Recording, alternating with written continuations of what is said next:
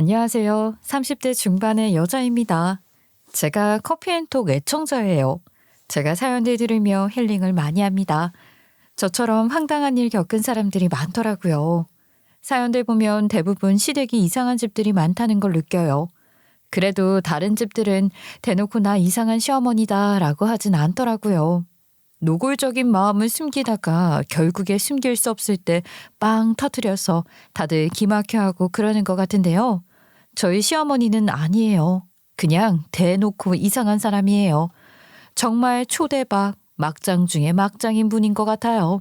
다들 시원한 한방도 있으시고 사과를 받으신 분들도 있고 법적으로 후들겨 혼내준 경우도 있던데 제 경우는 좀 희한하긴 해요.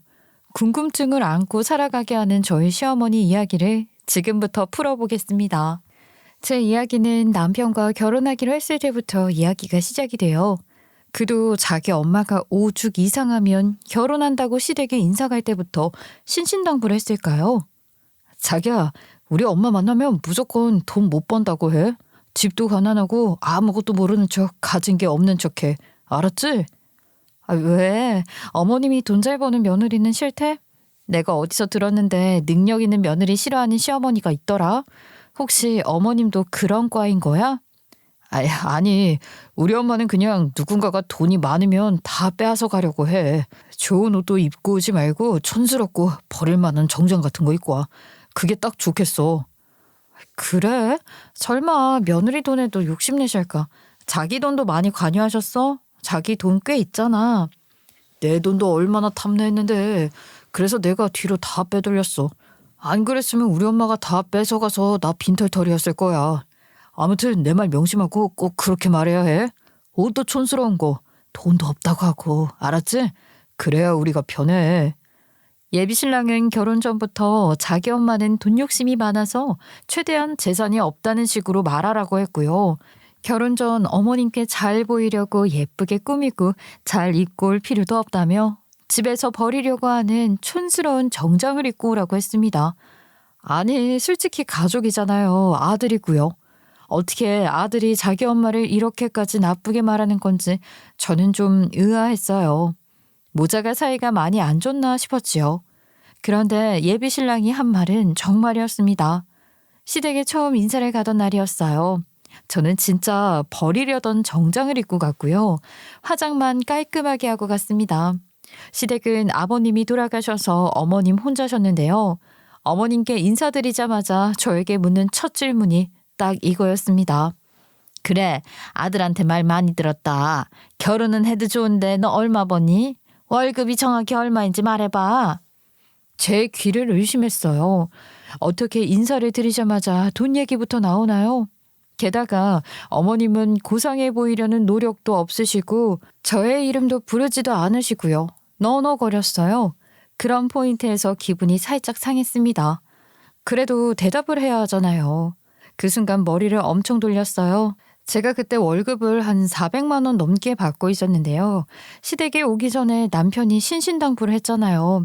재산을 솔직하게 말하지 말라고 하고 없는 척하라고요. 그래서 200만 원 본다고 하려다가 더 깎았습니다. 제 월급 말씀하시는 거죠? 제 월급 150이에요. 겨우 차비하고 옷 사입고 하는 정도예요. 어머님께 이렇게 말하니까 예비신랑이 다행이라는 표정을 지었어요. 예비신랑한테는 만족스러운 답변이었던 것 같아요. 하지만 어머님은 역시나 별로 좋아하지 않는 금액이셨는지 혀를 차시고 한숨을 쉬더라고요. 그런데요, 제 말에 남편이 덧붙인 말이 더 웃겼습니다. 엄마, 내 월급이 200만 원이잖아. 남의 자식 월급에 뭘 그렇게 기분 나빠해? 듣는 내가 더 기분이 안 좋네. 세상에, 예비신랑도 월급을 파격적으로 뻥친 거예요. 예비신랑이 사실 저보다 좀 더 잘 버는 편이거든요. 그런데 자기 엄마한테는 200만 원 번다고 거짓말했고요. 왜 이렇게까지 거짓말을 하는진 그때는 이해가 안 됐을 때였죠. 너희는 도대체 인생을 어떻게 살았길래 그것밖에 못 버냐? 다른 집 자식들은 대학 잘 보내놓으면 알아서 돈도 잘 벌어온다는데 얼마나 못 살았으면 남들 버는 만큼도 못 버는 거야. 이 머저리 같은 것들아. 결혼을 할 거면 돈이 있어야 하는데 무슨 돈으로 결혼을 하려고. 애라도 생기면 그 월급으로 어떻게 키울 거야? 돈 없으면 살 수 있을 것 같냐? 시어머니는 정말 듣기 싫은 소리를 해대셨고요. 남편은 고개를 푹 숙이고 듣고만 있었어요. 제가 너무 듣기가 싫어서 한 소리 할까 싶다가 예비신랑이 그때 눈을 찡긋하면서 저한테 참으라는 신호를 보냈어요. 그래서 그때는 참았습니다. 결혼하러 첫 인사드리러 간 날에 연봉이 작아서 이렇게 혼났다는 이야기는 듣도 보도 못했습니다. 저희 시어머니 정말 보통이 아닌 사람이라는 생각을 하게 되었고요. 예의도 없고 부끄러움도 모르는 사람이라 생각했어요. 보통 첫인사를 드리러 간 날은 보통 시댁에서 한상 차려주거나 정갈하게 다과를 차려놓는다고 들었는데요. 저희 시어머님은 그날 딱 커피 하나 타놓으셨습니다. 제가 믹스커피를 좋아해서 그건 문제는 안 됐지만요. 정말 다른 사람이 왔으면 이런 대접받고 가만히 안 있었을 거예요. 아무튼 예비신랑이 저를 겨우겨우 달래서 인사를 치르고 밖으로 나왔어요. 자기야, 나 솔직히 기분이 너무 나빠. 내가 자기랑 결혼한다고 인사한 건데 다짜고짜 연봉 들먹이면서 기분 나쁘게 말하는 것도 기겁할 일인데 돈 많이 못 번다고 혼나고 게다가 커피 한 잔이 뭐야. 나 이런 대접 받는 거 기분 너무 안 좋아. 내가 정말 미안해. 우리 엄마가 좀 정이 없어. 어릴 때부터 유명했지. 칭찬 한 번, 따뜻한 말 한 번 없고 알아서 해결하라는 말을 제일 많이 들었던 것 같아. 나 중학교 때 공부 잘했었거든. 그래서 인문계로 진학한다고 하니까 공고로 진학해서 빨리 돈 벌라고 나의 꿈을 포기하라고 하신 분이야. 내가 대학교에 합격했을 때 축하한다는 말보다 학비 못 보태준다는 말이 먼저이셨어. 그리고 자꾸 키워준 값을 내놓으라는데 자식한테 애정이 없고 돈 욕심이 과하다고나 할까? 내가 첫 월급 타던 날 월급을 다 달라고 했었어. 월급을? 아니, 월급을 다 달라고 했다고? 왜? 그럼 자기는 무슨 돈으로 살라고? 내가 인턴 때부터 엄마가 그랬어. 아들 키워준 값 이제부터 받을 거라며 월급을 다 주면 자기가 월 50만 원 줄 거라고 그랬어. 혹시 어머님이 많이 어렵게 사셔? 생활비 없어서 그러시는 거 아니야? 무슨 그런 거 절대 아니야. 우리 엄마 돈 많이 벌어 임대업 하시거든. 집도 몇 채나 있으셔. 그럼에도 자식을 이렇게 괴롭히는 거야. 아니 왜? 돈 많이 버시면 자기 월급이 간절한 것도 아니잖아. 자식은 당신이 낳아놓고 왜 키워준 값을 받으려고 하시는 거야? 돈 많으면 딴 곳에 쓴다며 아무튼 달라고 하셨고 막무가내로 뜯어갔어. 나도 자기랑 똑같은 말을 했지. 나는 원에서 태어난 것도 아니고 엄마와 아빠가 만들어 놓고선 왜 크는 게 빚진 것 마냥 돈 달라고 하냐고 싫다고 했더니 나가래. 네가 이 돈으로 어디 나가서 살 수 있냐고. 이 돈으로 살 수 없다고 하셨지. 그건 맞는 말이긴 해.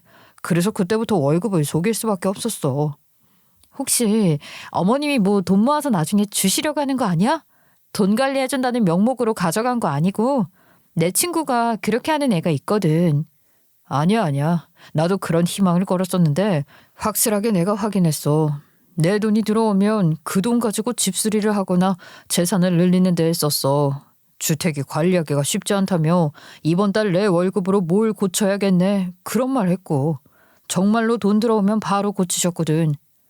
그럼 어머님 상황이 좀 넉넉지 못한 거 아닐까? 예전에는 넉넉한 편이었는데 지금은 아닐 수도 있지. 나도 그런 의심이 들었긴 해. 요즘 외국인 노동자들도 이런 주택 단칸방에 살지 않더라. 다들 원룸으로 가니까. 그래서 방들이 비어있긴 해. 그런데 집이 노후돼서 고칠 곳은 많아서 내 돈으로 다 고치는데 그래도 우리 엄마 월세 받는 게 얼마인데 그걸로 충분해. 그냥 내 돈이 쓰고 싶은 거야. 자기 돈은 차곡차곡 쌓아놓고. 결혼 전에 예비 신랑한테 이런 말을 들었을 땐 이런 결혼을 해야 할지 고민이 됐었어요. 정상적인 가정에서 자란 사람도 시째가 붙으면 돌변하는 게 시댁인데 첫 만남부터 이상하다고 느낀 상황에서 사랑한다는 이유만으로 결혼까지 밀고 가는 건 좀 불안했어요. 이런 집안은 피하라고 수도 없이 들었거든요. 결국엔 믿었던 남편마저 막장의 길로 간다고 남은 건 상처밖에 없을 거라는 말에 결혼을 하지 말까도 생각했습니다. 그런데 눈치 빠른 예비신랑은 저에게 이렇게 말을 했습니다. 자기가 어떤 걱정을 하는지 알아. 그런데 나는 절대로 엄마 편이 아니야. 나에겐 지금 엄마에 대한 증오심과 반항심밖에 없어. 그러니까 나를 믿어줘. 내가 앞으로 속 썩이는 일이 있으면 내 전 재산을 주고 이혼할게. 제발 나를 믿어줘. 응? 진짜지? 그 마음 변치 않을 자신 있지? 나 진짜 생각이 많아졌거든. 자기가 이런 말 안 했으면 나 진짜 결혼 다시 생각해 보려고 했어. 나 진짜 자기만 믿고 간다. 나 믿어줘서 고마워. 내가 당신 실망시키는 일 없도록 할게. 난 우리 엄마랑 달라. 내가 앞으로 보여줄게. 그 말 한마디에 예비신랑한테 강한 신뢰를 느끼게 되었어요. 저도 쉽게 포기할 수 없을 정도로 마음이 깊어서 계속 결혼을 진행하게 되었어요. 결혼하는 과정도 얼마나 기가 차던지요. 저희들은 정말 변함없이 달달했고 변함없는 애정을 쏟고 있었습니다. 예비신랑은 어머님께 기대하지 않고 남편이 번 돈으로 결혼을 한다고 했고요. 저는 저희 집안에서 좀 도와주기로 했습니다. 그런데요, 어머님은 예단 예물이 오갈 때 저한테 대놓고 물어보셨어요. 얘, 결혼할 때 예단 폐물이 오가잖아. 너는 뭐 받고 싶냐? 그건 내가 해줄 테니까 솔직하게 말해봐. 저한테 뭘 해주신다고 하니 의아하기도 했고 좀 당황스러운 질문이었어요. 이렇게 직설적으로 물어보니 어떻게 말을 해야 하나 고민스러웠습니다. 가격대도 모르는데 어떻게 대답해야 할지 고민이 됐는데 어머님이 대놓고 물어본 이상 저도 대놓고 말을 하기로 했어요. 저는 액세서리는 잘 안 해서 필요 없고요. 제가 회사를 다닐 때 가지고 다닐 가방이랑 금으로 하면 좋겠어요. 이런 거 돌려 말해봤자 원하는 건 못 받을 것 같아서 솔직하게 말씀드렸어요. 제가 인터넷에서 보니까 다들 그 정도씩은 오간다고 했고요. 제 친구들도 마찬가지였죠. 저도 어차피 예단비 드리는 게 있으니까 뭐 이 정도는 어머님이 해줄 수 있을 줄 알았어요. 뭐? 가방? 너 그 똥가방 그런 가방 말하는 거지? 나보고 지금 명품 사달라고 하는 거냐? 그런 거 다 쓸데없어. 그냥 금으로 해라. 네? 저는 솔직히 금도 필요 없고 가방만 필요한데요. 그럼 금을 빼고 가방으로 할게요. 가방이 뭐 남는 게 있냐? 금이 변함없이 자산이 되고 좋은 거다. 금은 가지고 있으면 계속 값어치가 올라가. 그러니까 금으로 해라. 응? 가방은 무슨 가방? 돈도 적게 벌면서. 참네. 뭐 갖고 싶냐고 물어보시길래 제가 갖고 싶은 거 말한 겁니다. 어머님, 이럴 거면 왜 물어보셨어요? 어차피 제가 어떤 걸 말해도 안 해주실 듯한데요. 그럼 금으로 할게요. 이왕 해주실 거 그럼 제대로 해주세요. 어머님은 이렇게 막무가내셨어요. 제 의향을 물어보시곤 결국 자기 뜻대로 하려고 하죠. 딱 답정너예요. 답을 정해놓고 묻는 사람이요. 저도 이런 별것도 아닌 일에 입씨름하기 싫어서 그냥 금으로 하라고 했습니다. 어느 날 어머님이 저를 불렀어요. 어머님 집 근처에 있는 금은방으로 불렀고요. 금으로 한다고 했으니까 여기서 디자인을 고르래요. 제가 액세서리는 안 한다고 하니까 그럼 근거 보기로 해주겠다고 하시는 거예요. 거기까진 괜찮았습니다. 그런데요, 금을 사서 해주는 게 아니라 글쎄 집안에 있는 금들을 싹 다 긁어 모아서 가져온 거 있죠. 그 금들을 알뜰 살뜰 다 모아서 녹여서 저한테 해주는 거였어요. 거기에 심지어 금리도 있었답니다. 아우, 그건 도저히 아닌 것 같아서 어머님께 말을 했어요. 어머님, 금을 사서 해주시는 게 아니라 집에 있는 금으로 해주신다는 거예요? 저는 사주는 건 줄 알았어요. 같은 금이고 같은 값어치인데 집에서 있는 거 녹여서 주나 사서 주나 네가 받는 건 똑같은 금액 아니냐? 그게 뭔 상관이라고? 네, 어떻게 주시던 상관은 없는데요. 금리는 빼세요. 그건 어머님 가지세요. 아저씨, 이 금리는 어머님 돌려주시고 그것만 해주세요. 유난을 떠내 유난을 떨어. 왜? 금리는 더럽냐? 이거 진짜 금이야. 감정도 받아놨다고. 녹으면 다 똑같은 금인데 이빨 모양이라서 싫은 거야? 네 시아버지 이빨 내가 해드린 거라 진짜 금이야. 아, 심지어 아버님 치아였어요? 소중해서 보관하신 것 같은데 이건 어머님이 보관하세요. 그렇게 어머님이 해주신 금은 정말 찝찝하게 받았어요. 이렇게 하실 거 안 해주셔도 되는데 왜 이렇게 사람 마음 박박 긁으면서 이렇게까지 해주시려는 건지 이해가 안 갔습니다. 반면에 저희 집에서는 예비 신랑한테 해줄 것 다 해주셨어요. 시계, 정장, 가방, 구두, 심지어 타고 다니는 차 팔고 보태서 더 좋은 차 사라고 돈도 주셨습니다. 친구가 그러더라고요. 이렇게 양가에서 받은 것들 서로의 집안에 꼭 다 이야기를 해야 한다고요. 특히 금전적인 얘기를 안 하면 서로의 집안에서 뭘 해주는지 절대 모르니까 꼭 하라고 했어요. 그래서 어머님께 다 말을 했는데요. 어머님이 고마워하기는커녕 한껏 비꼬아서 기분 나쁘게 말을 하더군요. 역시는 역시였습니다. 원래 처가는 그런 거다. 결혼할 때 처가에서 다 그 정도는 보통으로 해주는 거야.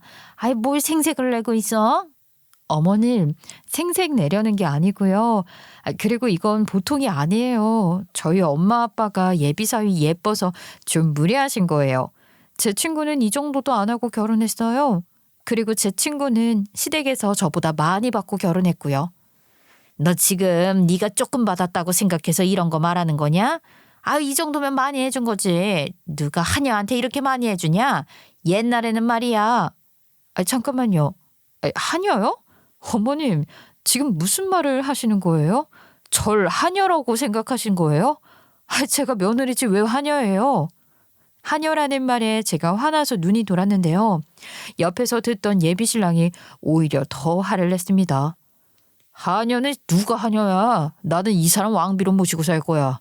엄마도 할머니 안 모셨으면서 무슨 이상한 말을 하는 거야. 할머니는 다 큰엄마가 모셨는데 무슨 시댁에 하녀처럼 살았다고 이야기하려는 것 같은데 말도 안 되는 소리 하지 마. 그리고 아들 가지고 장사하려고 하는 거야? 왜 그렇게 말을 해? 처가에서 사위한테 해주는 건 당연한 거지.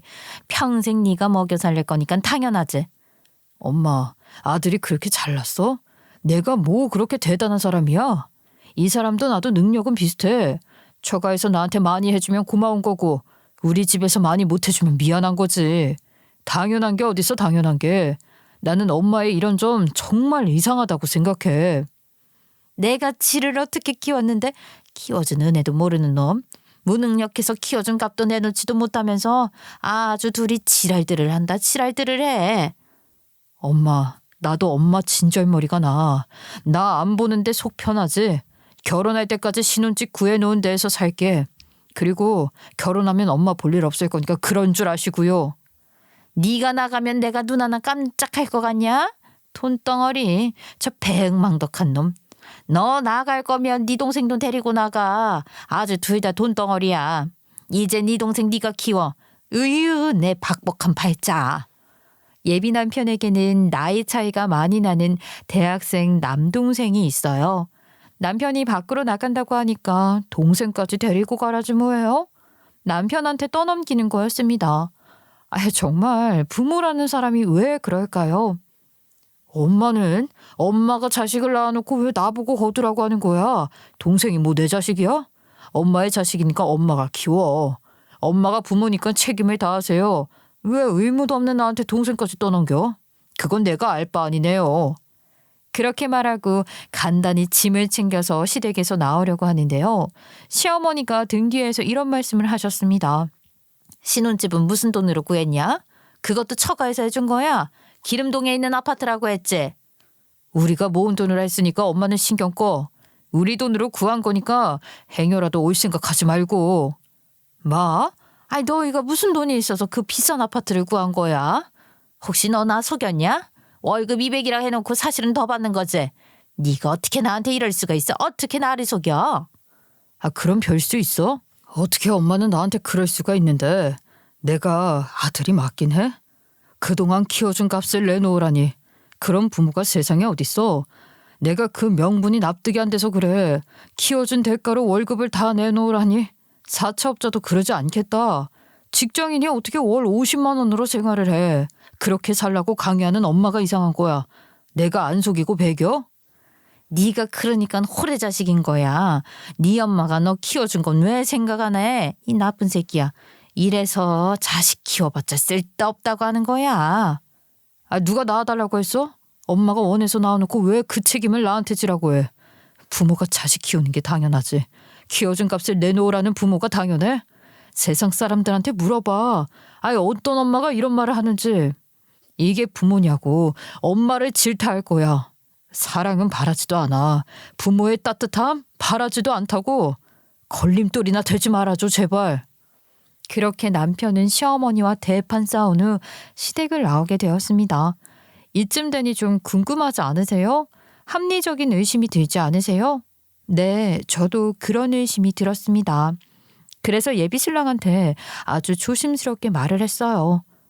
많이 속상하지. 옆에서 지켜보는 나도 참 속상해. 자기 괴로워하는 것도 보기 힘들다. 어머님은 좀 정이 없는 사람이라고 생각했는데 자식한테도 그럴 줄은 몰랐어. 보통의 엄마들과는 좀 다르긴 해. 저기 혹시 서운한 마음에 그런 의심은 한 적 없어? 계모 아니냐고? 나도 그런 생각 해봤지. 우리 엄마 어렸을 때도 어린 자식한테 애틋하게 대한 적 없어. 부모님 결혼 사진 다 있고 내 동생과 나 갓난아이였을 때 사진도 다 있어. 나도 그런 의심 들어서 찾아봤었는데 계모는 아니야. 그냥 우리 엄마는 고약한 사람이야. 이런 게 감정을 쌓이게 하는 거야. 나라고 싸움에 살고 싶겠어? 엄마가 나한테 잘 대해주고 대화가 잘 됐으면 내가 나 키워준 사람한테 월급 못 주겠냐고. 자식도 힘들게 하는 사람인데 며느리는 오죽할까. 결혼하면 엄마 안 보고 살 거니까 그런 줄 알아. 남편은 어렸을 때부터 어머님께 쌓인 게 많아서 결혼하고 나면 정말로 어머님과의 연을 끊고 살 것 같았어요. 남편이 정말 그렇게 할 것 같았습니다. 그렇게 결혼을 하게 되었어요. 남편은 그날 이후로 어머님과 연을 끊고 살려고 했지만 제가 그래도 도리는 하면서 살자고 했어요. 나중에 자식된 도리 안 했다는 말 듣기 싫었거든요. 그때는 그런 마음이었습니다. 그래서 신혼여행 다녀와서도 선물을 사들고 인사드리러 갔었고요. 저희 집에도 한번 초대해 집들이도 했습니다. 그리고 바로 코시국이 시작되었어요. 어머님네 건물은 중국 사람들이 많았는데요. 코시국으로 한 번씩 싹 월세를 빼고 나갔고요. 채워지지도 않았어요. 적적하신지 어머님은 어머님답지 않게 저희 집에 놀러 오신다는 말도 하시더라고요. 그렇게 한두 번 저희 집에 모셨는데요. 어느 순간부터는 연락도 없이 저희 집에 자주 오기 시작하셨어요. 게다가 제가 도어록 열 때 슬쩍 봤는지 저희 집 비밀번호까지 알아내서 문까지 따고 들어왔어요. 저희가 둘 다 맞벌이라 하잖아요. 저희 있을 땐 안 오시더니 저희 없을 때 와서 하루 종일 쉬다가 가고 밥도 먹고 가고 제가 장 봐놓은 것까지 싹 따가지고 저희 퇴근하기 전에 집으로 가세요. 그리고 뻔뻔하게 이런 상황을 다 얘기합니다. 내가 오늘 너네 집 가서 좀 쉬다가 집에 왔다. 냉장고에 고기랑 야채들이 많아서 내가 가져왔으니까 너네는 다시 사다 먹어라. 네? 저희도 없는 집에 들어오셨다고요? 문은 어떻게 여셨어요? 저희 집 비밀번호는 어떻게 하셨어요? 전에 네가 문 딸 때 슬쩍 봤어. 뭐 그런 것 가지고 그래. 어머니가 아들 집 가서 쉬다 오는 게 뭐가 그렇게 놀랄 일이라고. 불러서 밥 차리고 안 한 것만으로도 다행인 거지. 안 그러냐? 내가 근거 보기도 해줬잖니. 그 정도 해줬으면 이 정도는 가져가도 되는 거 아니야? 내일도 갈 거니까 그런 줄 알아라. 전화를 일방적으로 끊으셨고요. 너무 황당해서 말문이 막혔습니다. 저는 이런 도둑 같은 시어머니를 본 적이 없어요. 이 내용을 고스란히 남편한테 다 전했고요. 남편도 길길이 날뛰며 바로 어머님께 전화를 했어요. 엄마, 이건 좀 너무하지 않아? 우리 없을 때 우리 집 몰래 들어오는 것도 그렇고 어떻게 냉장고에 있는 것들까지 싹 쓸어가? 그런 거 우리 좀 불쾌해. 다음부턴 그러지 않았으면 좋겠어. 그리고 집 비밀번호는 내가 바꿀게. 너는 이런 시국에 네 엄마 걱정도 안 되냐? 이 호래 자식아. 새도 다 빠졌지. 방들 다 놀고 있지. 돈은 없지. 집은 춥지.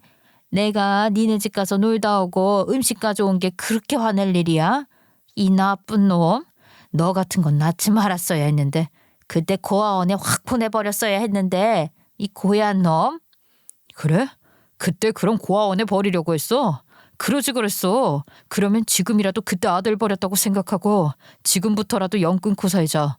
나도 엄마 같은 엄마 필요 없고 엄마도 나 같은 아들 필요 없잖아. 그러니까 연 끊고 살자고. 나쁜 새끼. 너 같은 새끼는 천벌을 받을 거야. 하늘이 꼭 벌 줄 거야. 내가 매일매일 너 벌 주라고 빌 거야 이 나쁜 새끼야.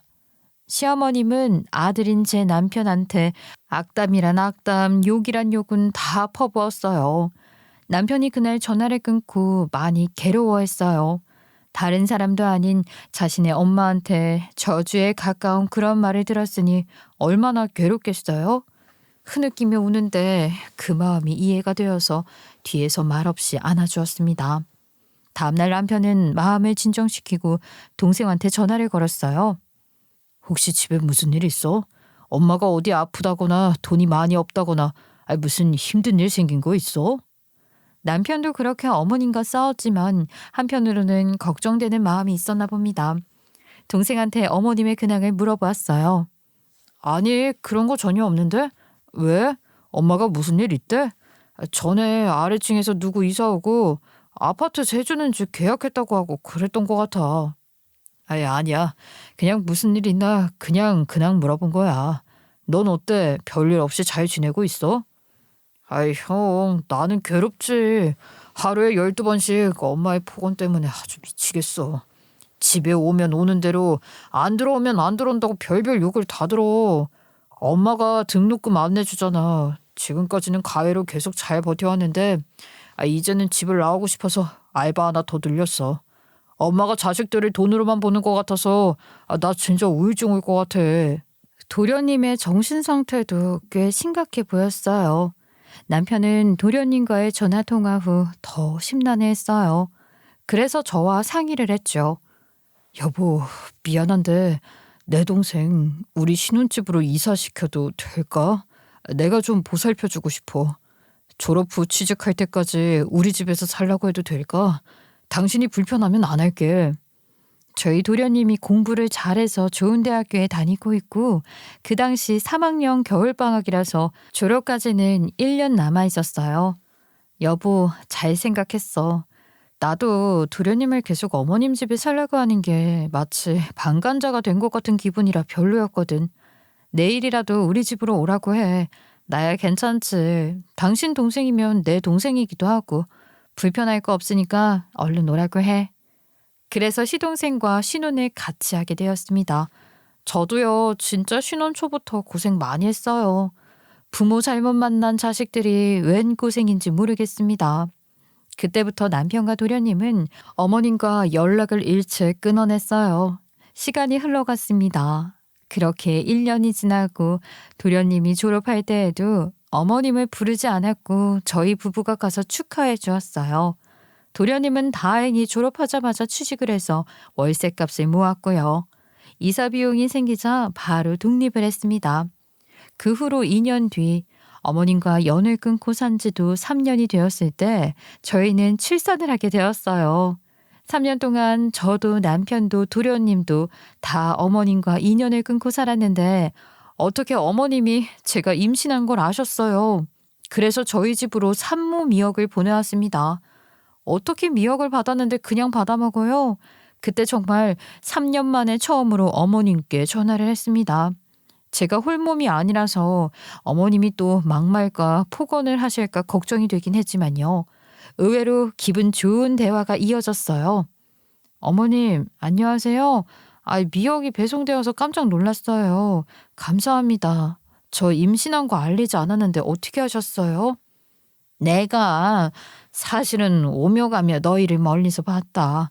보려고 한 게 아니라 근처 지나가다가 봤어. 배 보니까 이맘때 출산할 것 같아서 보냈는데 몸은 풀었니? 아직 2주 남았어요. 우리 애가 복덩이네요. 할머니와 전화를 하게 해주니까요. 내가 그동안 너무 오바했던 것 같아. 내가 아들 결혼하고 며느리 생기니까 욕심이 과했었어. 그리고 너 배부른 모습 보니까 손주 모습이 얼마나 기대가 되는지. 내가 원래 애를 싫어하는데 이래서 할미라면 차가웠던 사람들이 다 바뀌는가 보다. 손주가 많이 보고 싶어. 어머님이 정말 진지한 말투로 저에게 사과도 하시고 손주가 기대된다며 보고 싶다고 하는데 그 말에 마음이 조금 움직였어요. 그때 어머님과 많은 대화를 나누었어요. 남편은 이직을 해서 아주 많은 돈을 벌고 있고 저는 지난주에 휴직해서 애 낳고 1년 뒤에 복직한다는 말도 했어요. 그리고 애 태어나면 연락한다고 했고요. 저도 저희 아이를 할머니 사랑받게 하고 싶은 마음이 있었거든요. 친할머니가 돌아가신 것도 아닌데 할머니의 존재에 대해 물으면 뭐라고 말해야 할까 생각해 본 적도 있었고요. 살아계신 분을 없다고 할 수는 없잖아요. 이렇게 어머님이 화해의 제스처를 취해 주시니까 제가 그 손을 잡아드리는 것도 예의라고 생각하고 조금 마음을 열기로 했습니다. 하지만 남편은 반대였어요. 아, 우리 엄마가 미역을 보냈다고? 그거 다시 돌려보내. 미역은 무슨 미역? 됐어. 우리가 미역 못 먹을 형편도 아니고. 애 보고 싶다고 이러는 것도 난 솔직히 못 믿어. 아, 우리 엄마 연기하는 거야. 애 안 좋아하는 분이라고. 괜히 애한테 해코지라도 할까봐 겁난다. 애 낳아도 연락하지 마. 에이, 그래도 난 미역 보내준 것에 감동했는데 어머님도 손주한테는 안 그러겠지. 그리고 목소리 분위기부터 많이 달라지셨어. 3년이야. 사람이 바뀌었을 수도 있잖아. 아니, 우리 엄마는 30년이 지나도 안 바뀐다고. 엄마랑 가깝게 지내지 않았으면 좋겠어. 자식한테도 그렇게 악담을 퍼붓는데 손주라고 다를까? 달라졌다고 느꼈어도 금방 돌아올 거야. 그러니까 연락하지 마. 난 지금이 좋아. 저희 엄마한테 이런 말을 하니까 엄마도 주변에 자식하고는 사이 안 좋았다가 손주 낳고 가까워진 사람들 봤다고 제 시어머니도 그러지 않을까 싶어 했어요. 남편과 수차례 얘기 끝에 저희는 애를 낳고 어머님께 전화로 알려드렸습니다. 어머님, 저희 오늘 아기 낳았어요. 아침에 낳았고요. 딸이에요. 사진 보내드릴게요. 어머, 아유, 고생했다. 딸이라니 더 좋다. 내가 아들만 키워봐서 그러는데 아들내미들은 재미가 없어. 딸이 재밌지? 그리고 키울 때도 돈이 적게 드니까 얼마나 좋니? 저는 딸이 돈이 적게 든다는 말에 살짝 기분이 이상했습니다. 그래도 이런 부분 다 말하고 지나가자 싶어서 애들러 말을 했어요. 아유, 딸이랑 아들이랑 요즘 차별 없이 키우는데 돈이 적게 들고 많이 드는 성별 없어요, 어머님. 저희 잘 키우겠습니다. 그래, 고생했다. 몸 불러는 친정으로 가니? 언제쯤 애기 볼 수 있어? 요즘 코시국이라 면회도 안 된다는데. 병원에서 3일 있다가 조리원 들어가기로 했어요. 거기서 3주 정도 있을 계획이에요. 그리고 나서 친정 갈 거고요. 조리원에서는 일체 면회가 안 되지만 창밖으로 얼굴만 보여준다고 해요. 그때 보러 오세요. 뭐? 조리원? 무슨 조리원이야? 친정 있으면 그냥 친정으로 가면 되지. 조리원 비싸다는데 거긴 돈 주고 왜 가? 한두 푼 하는 것도 아닌데. 너희 월급으로 그거 가당키나 한 곳이니? 저도 아이도 저희 친정엄마도 건강을 위해 조리원을 가기로 했어요. 조리원에서는 몸을 회복하기도 좋고 아이도 전문가의 손길 받아서 잘 크고요. 저희 엄마도 신생아 오랜만인데 같이 보려면 어느 정도 지식이 있어야 해요. 그래서 조리원 가는 거예요. 시어머니는 무슨 조리원이냐고 노발대발하셨어요. 아유, 그때 어머님이 또 시작했구나. 남편 말이 틀린 게 없구나 하면서 스트레스가 좀 있었지만 얼마 후에 제 통장으로 조리원비 하라고 돈을 보내주셨습니다. 이건 뭐 사람을 들었다 놨다 병 주고 약 주고 아주 널뛰기를 하는데 시어머님은 정말 종잡을 수 없는 사람이에요. 제가 보기에는 조리원 비싸서 안 갔으면 싶지만 또 손주는 너무 보고 싶고 소중하니까 조리원비를 보내주신 것 같아요. 어쨌든 손주를 생각하는 마음을 저렇게 표현하는구나 하고 남겼어요. 그리고 조리원에서도 면회가 안 돼요. 어머님이 조리원에 오셨지만 문 밖에서 인사드리고 창문 밖으로 아이를 보여주는 걸로 인사를 대신했습니다. 제가 결혼하고 나서 바로 코시국이라 그때부터 친정에 한 번도 못 갔어요. 아이를 낳고 드디어 친정에 처음으로 가게 된 것입니다. 저희 엄마는 2주 전부터 저와 아이 온다고 장을 다 봐놓으시고 일주일 전부터 나가지 않으시고 코시국 감염을 대비하셨어요. 저도 엄마 집에 가서 미역국에 넣어 먹을 전복을 주문했었죠. 그렇게 철저히 준비를 하시고 저희를 기다리고 계셨어요. 조리원 마지막 날 어머님이 조리원으로 오셨고 남편과는 어색하게 인사 후에 남편은 차를 빼기 위해 잠깐 자리를 비웠어요. 조리원 밖에서 아이를 데려가기 위해 같이 기다리고 있었는데요. 그때 제가 전복 산 게 알림이 뜨는 거예요. 어머님의 시선이 제 핸드폰 알림 문구에 꽂혔습니다. 전복 샀니? 친정에 가져가려고? 아주 팔자 좋다. 남편이 벌어다 주는 돈으로 흥청망청 써대고. 아, 네? 어머님, 왜 또 그러세요? 어머님네도 시켰어요. 내일 도착한다고 하니까 오면 바로 드셔도 돼요. 살아서 가니까요. 친정에 저 3년 만에 가요. 가서 저도 먹고 친정 식구들과 같이 먹으려고 샀어요. 시어머니가 헛웃음을 지으시더니 굉장히 어이없어 하셨어요. 그리고 뭐 급한 것처럼 잡을 데가 없으니 제 머리채를 잡는 게 아니겠어요? 가뜩이나 출산하고 탈모까지 와서 머리털도 없는데 말이에요. 이게 갑자기 무슨 마른 하늘의 날벼락이냐고요. 아니 왜 갑자기 제 머리채를 잡냐고요. 저는 아주 잠깐 시어머니가 정신적으로 문제가 있는 사람인 줄 알았다니까요. 월급 200도 못 버는 년이 우리 아들 돈으로 친정에 쳐주고 자빠져 있네. 너 미쳤니? 어머님이 제 머리채를 잡고 흔드셨어요. 어머님, 이거 놓으세요? 갑자기 왜 이러세요? 이게 무슨 짓이에요? 이거 놓고 얘기해요. 어머님이 변한 줄 알았는데 역시 아니었습니다. 제 머리채를 잡고 어찌나 흔드시던지. 제가 결국 넘어지기까지 하니 그때 조리원 선생님들이 놀라서 뛰어와 말렸습니다. 그때 저를 안 말려주셨으면 저 실려갔을 것 같아요. 겨우 시어머니를 떼어내고 나서 저도 씩씩거리며 말을 했어요. 어머님, 지금 전복값 아까워서 이러세요? 전복 그까짓 게 얼마 한다고요? 저 몸보신하려고 샀는데 그게 그렇게 고가워요? 제가 지금 돈 못 버는데 남편 돈 쓰는 것 같아서요? 꼭 돈도 못 버는 년놈들이 꼭 그렇게 흥청망청 쓰는 거지. 예, 너 철 좀 들어라. 애도 낳았는데 너희가 돈이 어딨다고 그렇게 비싼 조리원에 비싼 전복까지 사 먹어. 그냥 미역이다 끓여서 처먹어. 아유, 아들 키워봤자 딴 년만 좋은 일 시키는 거라는데 그 돈 다 받지도 못하고. 아유, 아까워. 역시였어요. 어머님은 제가 남편이 벌어온 돈을 쓰는 게 못마땅한 거였어요.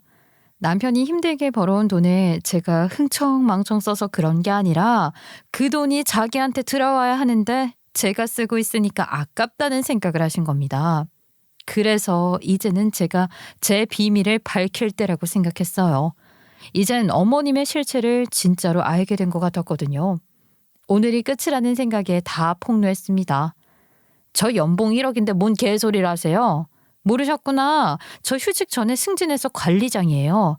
연봉 1억이라고요? 1억. 뭐? 연봉 1억? 아이, 세상에. 너 나한테 150만 원 번다고 그랬잖아. 너도 나 속였니? 이것들이 쌍으로 나를 엿먹여? 어머님은 크게 놀라셨고 또 자기를 속였냐고 아주 발광을 하셨어요. 그때 남편이 주차를 하고 돌아왔고요. 제가 방금 있었던 일들을 다 말했어요. 남편을 보자 여러 가지 생각이 들었습니다. 제 인생에 남편이 생기면서 제가 안 당해도 될 수모를 당하고 마음고생을 했다는 생각에 남편을 보자마자 저도 폭발해버렸거든요. 여보, 나 안 되겠어. 내가 당신 만나서 이런 성격 이상한 시어머니랑 엮이면서 굉장히 힘든 일을 많이 겪게 된 것 같아. 이대로는 못 살아. 그냥 우리 이혼하자. 어머님, 이혼해 줄 테니까 이 사람 데리고 가요. 그때 남편 눈이 슬픔으로 가득 차 흔들렸고요. 어머님은 눈치도 모르고 고래고래 소리치셨어요. 그래, 이혼해라. 너 이혼하기 전에 조리원비 다 내놔. 어디 누워만 있는 곳에 몇백만 원씩 쳐들어 호강을 해. 너네 돈 내놔, 어서. 너네가 못 사는 것 같아서 준 건데 너네 돈 잘 벌잖아. 그러니까 내놔. 내 돈 내놔. 어머님은 무슨 빚쟁이 마냥 저희한테 돈돈거리며 조리원비 내놓으라고 소리를 치셨어요.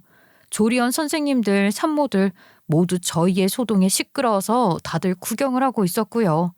몇몇 아기들은 울기도 했습니다. 아, 진짜 조리원 사람들한테 창피하고 저런 사람이 어떻게 내 시어머니인가 부끄러워서 눈물만 흘렸어요.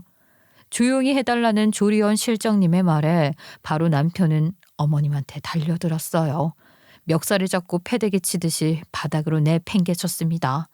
또다시 선생님들이 말렸는데요. 어머님은 그래도 아들인데 자신을 그렇게 무력 행사를 한 것에 대해 쇼크를 받은 것처럼 보였습니다. 돈은 안 써서 여기 줄 테니까 어서 가. 역시 사람은 변하지 않아. 그렇게 돈 좋아하는 분이 손주는 필요 없지 않아? 애 낳아서 조금이라도 달라진 당신을 기대했었어. 아들 이혼시키려고 다시 연락한 거야. 돈 잘 번다니까 이 돈 또 뺏어보려고? 아니, 나 당신과 함께 살 수 없어. 그러니까 포기해. 키워준 돈. 그런 거 받으려고 하지 말고 정신병원이나 가봐. 다른 사람들까지 미치게 하지 말고 미칠 거면 혼자 미쳐. 알았어? 어머님은 그대로 일어나서 돈을 주섬주섬 챙겨서 그 자리를 떠났어요. 남편은 저를 일으키고 아이를 받아서 친정으로 갔습니다. 거기서도 진지하게 이야기를 했어요. 그리고 제가 먼저 사과를 했어요. 순간적으로 어머님 때문에 스트레스 받아서 이혼하자고 한 거 미안하다고요. 남편도 그렇게까지 스트레스 받게 해서 미안하다고 앞으로 어머님은 영원히 묻고 살자고 저희 둘이 합의를 했습니다. 그렇게 어머님과 다시 연을 끊게 되었고요. 이후 어머님은 도련님한테 가서도 키워준 돈 내놓으라고 막무가내로 떼썼다고 해요. 도련님은 참지 않고 자신의 엄마를 경찰에 신고까지 했다고 합니다. 그 후로 다시는 찾아오지 않는다고 해요. 아들들이 이제 다 커서 어머님께 더 이상 당하고만은 있지 않기로 결심하면서부터 벗어날 수 있게 된 것입니다. 남편이 옛날부터 한 동네에서 30년 넘게 알고 지낸 짱구 엄마라는 아주머니가 한 분 계시는데 그분이 되려 남편한테는 더 어머니 같은 분이세요. 짱구 아주머니는 우리 애기 보고 싶다고 집에 찾아온 적이 있어요. 애기가 인물이 벌써부터 훤하네. 아유 이쁘다 이뻐. 이거 별건 아닌데 내가 장현이 색시가 뭐 필요한지도 모르고 해서 그냥 돈으로 가져왔으니까 애기 필요한 거 사서 써. 어머 아주머니 감사합니다. 그냥 오셔도 되는데 매번 올 때마다 이렇게 빈손으로 안 오셔서 제가 되려 더 죄송해요. 죄송하기는 그냥 엄마가 주는 거라 생각해. 그나저나 장현이 너 네 엄마 소식 못 들었지? 연 끊고 산다고 했으니까. 아유 네 엄마 요 며칠 전에 온 집안에 빨간 딱지 붙고 아주 난리도 아니었다. 우리 이웃들이랑은 잘 어울리지도 않는 사람이잖아. 돈 들어갈까 봐. 근데 우리 아줌마들이 정자에서 수박 먹고 놀고 있는데 아이 울면서 우리한테 와서 속 얘기를 다 하더라. 무슨 속 얘기를 해요? 아이 그리고 빨간 딱지는 무슨 말이고요? 아니 무슨 어떤 남자한테 돈을 빌려줬는데 뜯긴 건지 뭔지 제비한테 당한 건지 뭔지 채권자의 신청에 의해서 뭐 빨간 딱지가 붙여졌다고 하더라. 그렇게 해서 다 압류되게 생겼다고 울고불고 하는데 무슨 일이 있긴 있는 것 같아. 그래서 어쩐지 우리 부부를 왜 찾아왔는지 손주 핑계 대면서 접근했는지 알겠네요. 무슨 일인지는 모르겠지만 돈이 없으니까 온 거잖아요. 그래서 지금 집도 다 날아가게 생겼다고 모든 통장도 압류되게 생겼다고 이제는 어떻게 해야 될지 모르겠다고 하더라고. 그렇게 욕심부리다가 자식 돈까지 다 뺏어가다가 결국에는 한 방에 다 날리네요. 아휴 모자란 인간. 그렇게 시어머니는 지금 힘든 상황에 놓여졌다고 짱구 아주머니께서 말을 해주시더라고요. 뭐 어차피 일단 저희와는 연을 끊고 있으니 지금부터가 중요한 것 같아요. 시어머니가 나중에 더 연락이 올 것 같긴 한데 잘 대비해서 끊어내야겠죠. 결국 시어머니는 벌을 받은 거예요. 자식보다 돈을 더 생각하다가 자기 꼬임에 자기가 넘어진 거죠. 시어머니 일은 그냥 모른 척하고 일단 저희 가족은 하루하루 열심히 살아가려고 해요. 받은 상처가 문득문득 떠올라 아파할 때가 있습니다. 더 지나야 잊히겠죠. 그날이 빨리 왔으면 합니다. 제 사연은 여기까지이고요. 긴 이야기 들어주셔서 감사합니다.